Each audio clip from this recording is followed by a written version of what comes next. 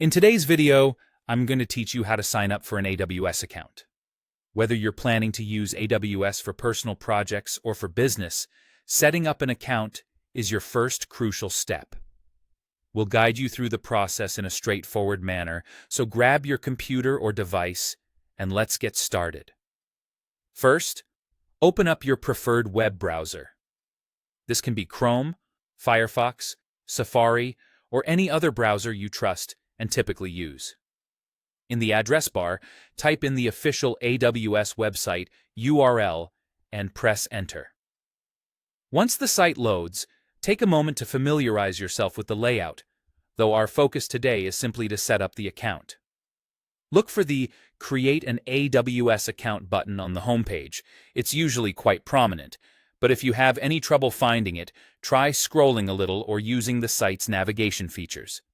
Click on this button to begin your journey with AWS. You'll now be prompted to enter your email address. This email will be tied to your AWS account, so make sure it's an address you check regularly. After inputting your email, you'll need to choose a unique AWS account name.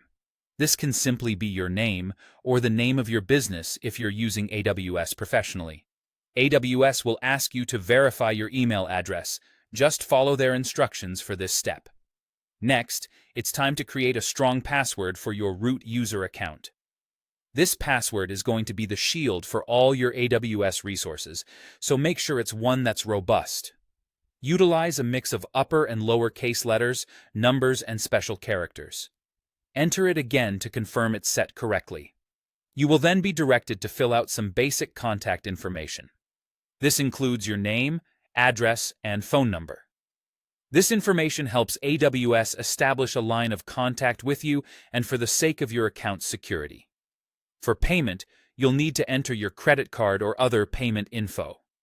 Even though AWS has a free tier, they require this information to guard against fraudulent activity and to bill you for any resources that exceed the free tier's usage limits. As a security measure, AWS may ask you to verify your identity either through a phone call or an SMS. Make sure you have access to the phone number you've provided. You'll need to respond promptly to complete this step successfully. Once your identity is verified, you can choose a support plan. AWS offers several options depending on whether you need just the basics or more comprehensive support. Choose what makes sense for your use case.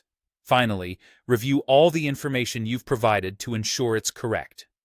Once satisfied, confirm your account creation. That's it! You're now ready to start exploring the extensive features that AWS offers.